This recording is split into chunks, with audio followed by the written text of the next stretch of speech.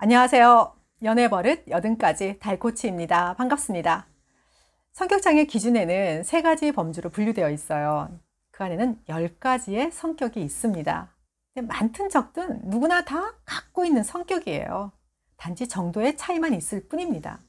근데 성격장애로 진단받게 되는 경우는 사회 부적응적인 요소가 심각하게 있다든지, 또는 대인관계에 있어서 어떤 피해나 고통을 주고 있다든지, 또는 스스로가 일상생활이 곤란할 만큼 어떤 고통을 받고 있다든지, 또 자기 파괴적인 행동을 한다든지 했을 때 진단을 받게 되는데,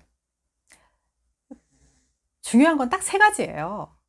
첫 번째가 내가 나 자신을 아는 거. 두 번째는 내가 좀 고쳐보겠다, 내가 좀 변화시켜보겠다라는 어떤 그 강한 의지를 갖는 거. 그 다음에 3번째는 치료에 개입한 치료사를 믿는 마음이에요. 간혹 보면은 내가 나아질 수 있을까? 내가 변화될 수 있을까라는 고민을 하시는 분들도 있으시고요. 또 어떤 분들은 나 한번 변화시켜봐, 나 한번 고쳐봐, 이제 이렇게 본인의 이름에도 방관하시는 분들이 있으세요. 이제 그렇게 되면은 좀 긍정적인 변화를 기대할 수가 없어요. 어떻게 마음을 먹고 노력을 하냐에 따라서 성공 여부는 갈립니다. 문제는 좀 가장 위험한 게 본인이 모르고 있다라는 거예요. 그런 분들의 또 특징이 주변 환경에 대해서 상당히 둔감하세요. 그러다 보니까 본인이 혼자서 다수를 변화시키려고 하고, 그들의 어떤 사회 환경까지도 변화시키려고 하고, 그러다 보니까 그들의 어떤 충고나 그런 조언에 있어서는 수용하려고 하지 않는 자세, 그리고 내가 옳다, 내가 맞다라는 생각을 강하게 갖고 계시는 거죠. 쉽게 얘기하자면 그런 분들, 이렇게 차도를 혼자서 역주행하는 거나 마찬가지예요. 본인은 얼마나 고통스럽습니까? 얼마나 위험한 상황이고, 그로 인해서 남들에게는 또 얼마나 피해가 가는 겁니까? 남들 역시도 위험한 상황인 거고. 근데 그분들은 그걸 모르시는 거죠. 다른 사람들이 죄 이상한 거고, 나만 정상인 거고, 그래서 내가 너무 힘들고, 그래서 나는 하루하루의 삶이 전쟁 같은 삶을 살고 있다고, 그렇게 또 말씀하시죠. 근데 본인이 모르고 있다는 게 그게 가장 위험한 거고 가장 문제인 거예요. 그러니까 빨리 본인이 역주행하고 있다는 걸 알고 거기서 본인이 빠져나오시려고 노력을 하셔야 되는 거거든요. 그 성격이라는 게 또 어렸을 때 한번 이렇게 형성이 되었다고 해서 그걸로 평생 울거먹고 사는 거 아니에요. 이렇게 살면서 본인이 어떤 환경에 노출되느냐, 또 주변에 어떤 사람이 있느냐에 따라서 성격은 변하고 바뀝니다. 물론 긍정적일 수도 있고 부정적일 수도 있죠. 또 어떤 직업을 갖느냐, 어떤 직책에 있느냐에 따라서도 성격은 변합니다. 아마 예민하신 분들은 느끼셨을 수도 있어요. 내가 어렸을 때는 이런 성격이었는데 성인이 되어서 내가 좀 이렇게 바뀐 부분이 있다라는 거. 그런 겁니다.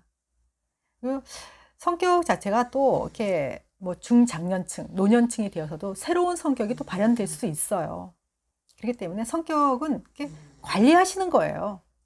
우리가 건강 관리도 이렇게 하지 않습니까? 그런 것처럼 성격도 마찬가지예요.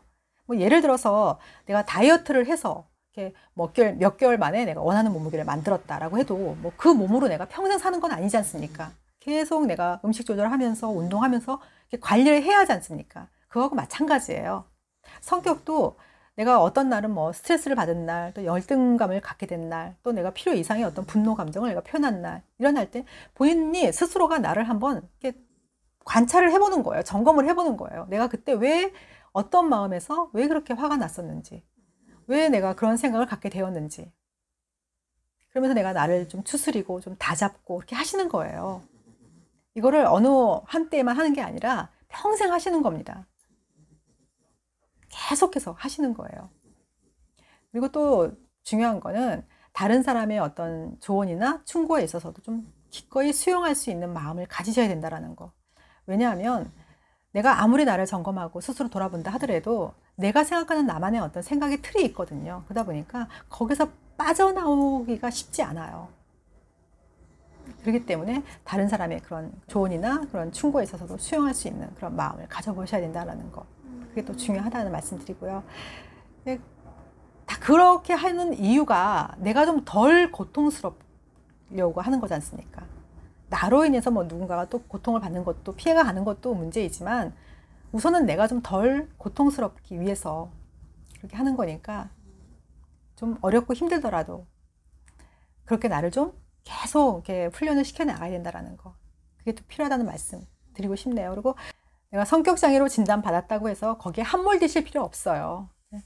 어떤 부분에 있어서는 나이가 들면 좀 바뀌는 부분도 있고요. 또 어떤 부분에 있어서는 내가 또 그렇게 노력을 계속 또 필요로 하는 부분도 있을 거고요. 또 어떤 부분은 내가 또 그때그때 내가 나 스스로가 다잡으면서 내가 또 이렇게 바뀌어가는 부분도 있을 거예요. 그렇기 때문에 내가 어떤 마음으로 내가 좀 변화를 하려고 계속 내가 노력을 해보느냐가 중요한 거지, 너무 진단명에 함몰되셔서 내가 문제가 있고 나는 뭐가 잘못됐고 막 그렇게 생각하실 필요 없다는 거예요. 그리고 또 누군가가 어떤 그 성격장애로 진단받았다고 해서 그 사람을 내가 마냥 피해야 될 그런 대상이다라고 생각하실 필요도 없다는 겁니다.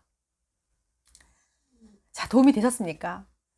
자, 그러면 여기서 영상 마무리 짓고요. 다음 영상에서 뵐게요. 끝까지 들어주셔서 감사합니다.